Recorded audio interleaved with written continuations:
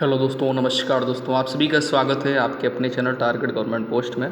दोस्तों, UP BEd प्रवेश परीक्षा की कंप्लीट तैयारी के लिए आप सभी लोग जुड़ सकते हैं। नीचे दी गई रेड कलर के सब्सक्राइब बटन दबा करके और बगल में दी बेल आइकन को ऑल करके प्रेस करिएगा, जिससे कि आने वाले सारे वीडियोस, लेटेस्ट नोटिफिकेशन और जो भी यूपी बीएड से जुड़ी जानकारी वो आपको समय से मिल पाए। दोस्तों, कला वर्ग की हम लोग बात कर रहे हैं। जो कला वर्ग वाले स्टूडेंट हैं उनके लिए इंपॉर्टेंट क्वेश्चन, ये प्रश्न 100% पूछे जाएंगे आपकी परीक्षा में, क्योंकि बहुत ज़्यादा इंपॉर्टेंट क्वेश्चन है। और 2016 में पूछे गए प्रश्न, 2013 में पूछे गए प्रश्न रिपीटेड क्वेश्चन है।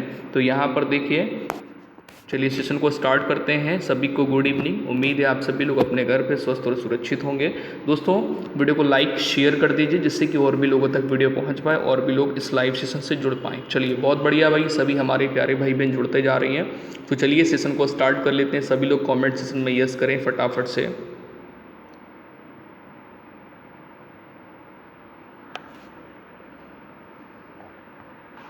चलिए, तो सेशन को स्टार्ट कर लें। सभी लोग रेडी हैं? गुड इवनिंग सभी को। चलिए, यहाँ पर आप क्वेश्चन देखेंगे, 72 नंबर है। 72 नंबर क्वेश्चन में आपसे यहाँ पे कह रहा है कि बताइएगा कि निम्न में से कौन सा लक्षण नेतृत्व से जुड़ा है। निम्न में से कौन सा लक्षण है जो कि नेतृत्व से जुड़ा है? ईमानदारी है, निष्ठा है, आत्मविश्वास है, ये सभी। निम्न में से राइट आंसर क्या है? तो बताना चाहेंगे फटाफट से आप सभी लोग अपना आंसर कमेंट सेशन में फटाफट से दें। बहुत बढ़िया। चलिए, 72 पे यहाँ पे राइट आंसर आपका ऑप्शन नंबर डी करेक्ट हो जाता है। ये सभी देखिए लक्षण नेतृत्व से जुड़े हैं, ईमानदारी, निष्ठा और आत्मविश्वास। तो राइट आंसर क्या करेंगे? Option number D. अगला क्वेश्चन है, महिला सशक्तिकरण हेतु आवश्यक है। तो महिला शिक्षा है, समाज में सम्मान है, समान अधिकार है, ये सभी। दोस्तों, वीडियो को लाइक और शेयर भी करते चलेंगे, जिससे कि और भी लोगों तक वीडियो पहुंच पाए और भी लोग जुड़ पाए। 73 पे आपका right answer option number D हो जाता है, ये सभी। चलिए, बहुत बढ़िया। नेक्स्ट क्वेश्चन पे आएंगे। अगला क्वेश्चन आपका यहाँ पे 74 है। 74 में ए.ओ. ह्यूम के संबंध में निम्नलिखित में से कौन सा कथन सही नहीं है? दोस्तों, ध्यान से, ए.ओ.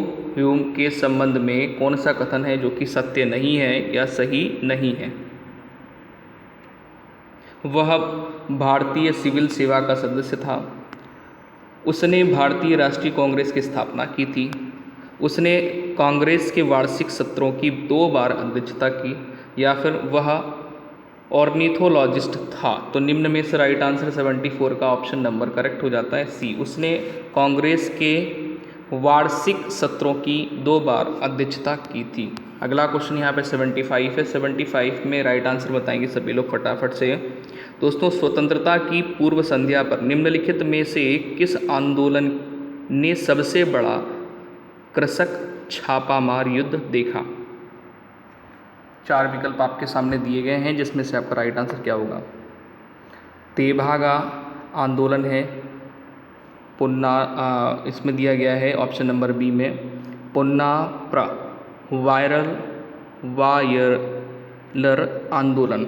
सी में दिया तेलंगाना आंदोलन। डी में है नोआखाली, ठीक है, नोआखली आंदोलन। तो निम्न में से राइट आंसर क्या होगा? 75 में ऑप्शन नंबर आपका बी करेक्ट जाता है, पुन्नाप्र वायलर आंदोलन। नेक्स्ट क्वेश्चन पे 76 में दिया है, प्राकृतिक एवं मानव निर्मित दोनों रूपों को दर्शाने वाले बड़े पैमाने पर मानचित्रों को क्या कहते हैं?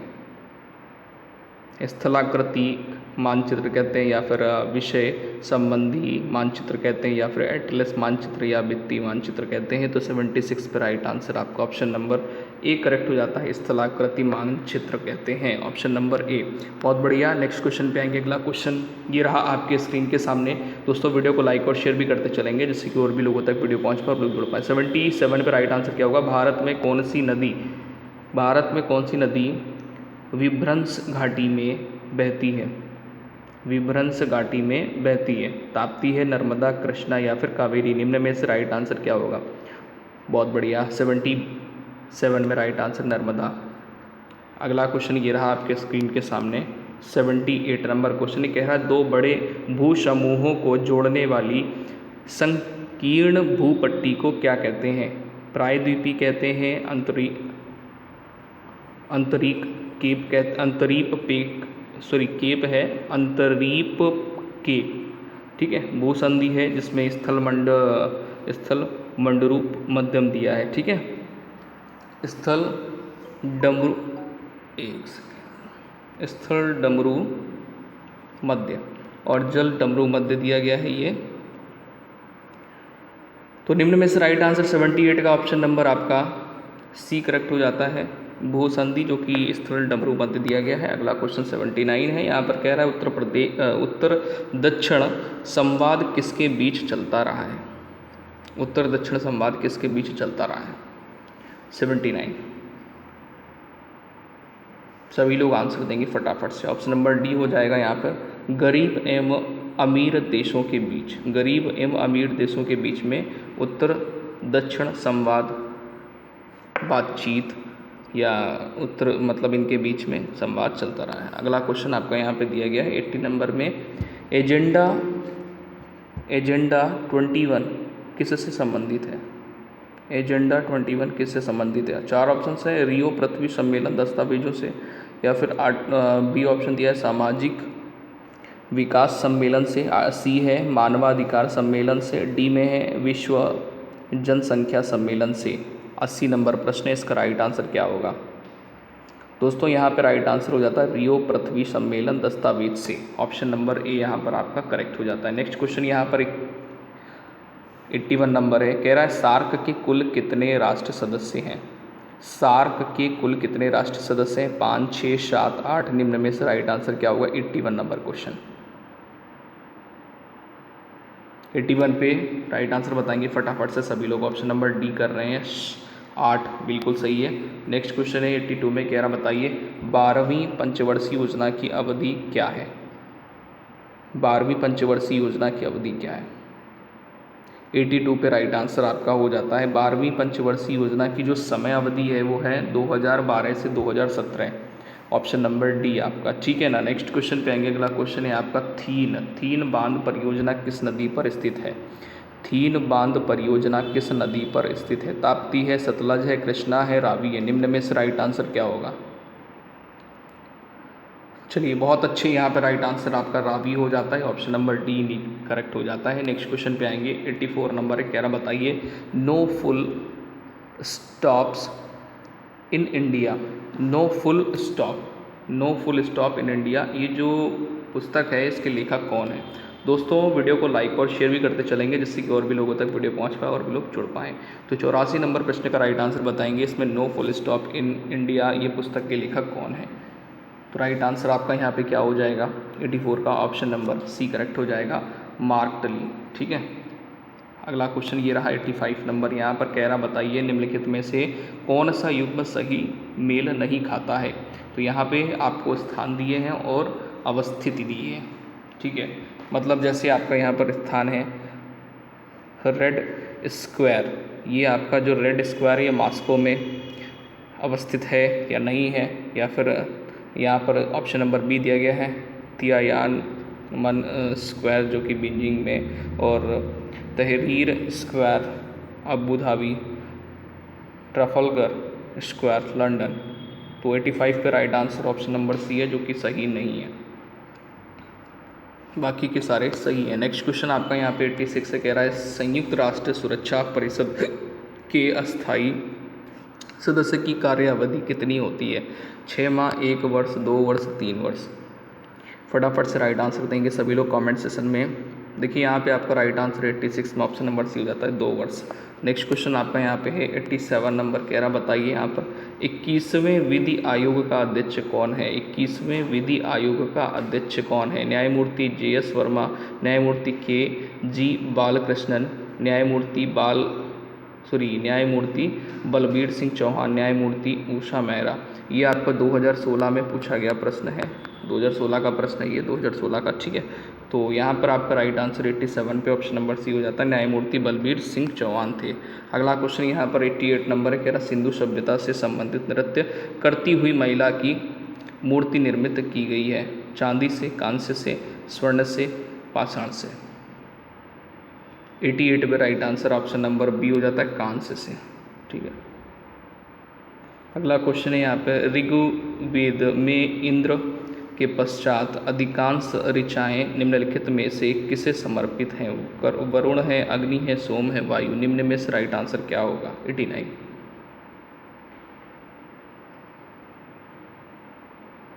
89 पे राइट आंसर अग्नि, अगर आप ऑप्शन नंबर बी कर रहे हैं राइट आंसर हो जाएगा। नेक्स्ट क्वेश्चन पे आएंगे 90 नंबर क्वेश्चन। ये कह रहा इनमें से बताएं किस राष्ट्रपति ने लगातार 2 बार राष्ट्रपति पद संभाला था। डॉक्टर एस राधाकृष्णन है, डॉक्टर जाकिर हुसैन है, डॉक्टर राजेंद्र प्रसाद है, या फिर ए और सी ऑप्शन दोनों सही है। दोस्तों वेरी इंपॉर्टेंट क्वेश्चन है, उम्मीद है इसका आप लोग राइट आंसर दे पाएंगे। 90 नंबर क्वेश्चन पे option number C doctor Rajendra Prasad right answer हो जाता है। नेक्स्ट क्वेश्चन पे आएंगे, अगला क्वेश्चन 91 है, कह रहा किस संशोधन अधिनियम से मतदान की आयु 21 वर्ष से घटाकर 18 वर्ष कर दी गई है। इस क्वेश्चन को मैं करवा चुका हूँ, उम्मीद है आप लोग सभी लोग इस प्रश्न का सही आंसर दे पाएंगे। 91 का राइट आंसर क्या है, सभी लोग फटाफट से बताएंगे। ऑप्शन नंबर अगर आप डी कर रहे हो बिल्कुल सही आंसर है। अगले क्वेश्चन पे आएंगे 92 नंबर है, कह रहा बताइए निम्नलिखित में से कौन सी नदी हिमालय के परे की नहीं है। तो गंगा है, सतलज है, यमुना है, रावी है। निम्नलिखित में से कौन सी नदी हिमालय के परे की नदी नहीं है। ठीक है, नदी सॉरी है। ठीक है, निम्नलिखित में से कौन सी नदी हिमालय के परे की नदी है। तो यहाँ पे 92 पे राइट आंसर आपका क्या हो जाता है,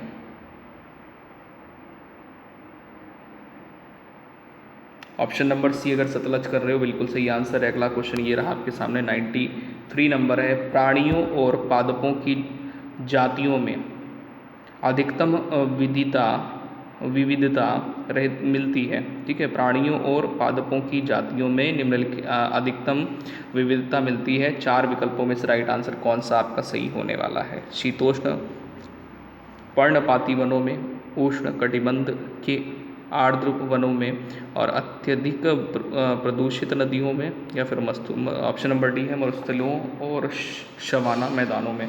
तो राइट आंसर उष्ण कटिबंध के आर्द्र वनों में, ऑप्शन नंबर बी यहाँ पर आपको करेक्ट करना पड़ेगा। नेक्स्ट क्वेश्चन 94 है, कह रहा बताइए ग्रीक लेखकों द्वारा किसे अग्रमीज कहा गया। 94 तो यहाँ पे हो जाता है धननंदन को, ऑप्शन नंबर डी करेक्ट हो जाता है धननंदन। नेक्स्ट क्वेश्चन है आपका 95 वगैरह विकास से अभिप्राय है। 95 विकास से अभिप्राय है, विकास से अभिप्राय है। देखिए विकास से अभिप्राय है शारीरिक, मानसिक तथा व्यवहारिक संगठन। ये क्वेश्चन कई बार पूछा गया है और ये क्वेश्चन मैं करवा भी चुका हूँ आप लोगों को, मेरे सही आंसर दे पाएंगे। वातावरण से संबंधित ये भी सही है, जीव पर्यंत संभव ये भी सही है। तो उपयुक्त सभी आपको राइट आंसर करना पड़ेगा क्योंकि विकास से सभी का अभिप्राय है। Right answer option number D करना पड़ेगा। नेक्स्ट आएंगे, यहाँ पे बताना है 96 में राइट आंसर क्या होगा। 96 में कह रहा है बताइए हिंद महासागर और लाल सागर को कौन सी जल संधि जोड़ती है सॉरी, हिंद महासागर और लाल सागर को कौन सी जल संधि जोड़ती है। तो यहाँ पे राइट आंसर हो जाता है आपका ऑप्शन नंबर ए बाब अल मनदेब। ठीक है, नेक्स्ट आएंगे 97 है, कह रहा बताइए 90 ईस्ट रिज कहाँ पर स्थित है। 90 ईस्ट रिज कहाँ पर स्थित है। प्रशांत महासागर है, हिंद महासागर और अंध महासागर है, आर्कटिक महासागर है। तो 97 पर राइट आंसर आपका ऑप्शन नंबर बी करेक्ट हो जाता है, हिंद महासागर। नेक्स्ट क्वेश्चन पे आएंगे, अगला क्वेश्चन यहाँ पे दिया गया 98 नंबर है, यदि औसत राजस्व एवं समस्तरीय सीधी रेखा है तो सीमांत राजस्व होगा।